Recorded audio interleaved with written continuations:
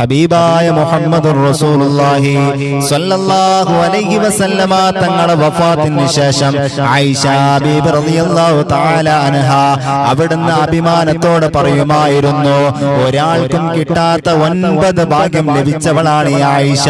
മുത്തുനബിയുടെ ഒരു ഭാര്യമാർക്കും കിട്ടാത്ത 9 ഭാഗ്യം ലഭിച്ചവളാണ് ആയിഷ. ആയിഷ ബീബി റളിയല്ലാഹു തആല അൻഹ അവിടുന്ന് അഭിമാനത്തോടെ പറയുമായിരുന്നു, ആ 9 കാര്യത്തിൽ ഒരു കാര്യം എന്തെന്നറിയുമോ? തന്റെ സ്വഹാബത്തിനോട് വിളിച്ചു പറയുകയാണ്, സ്വഹാബാ,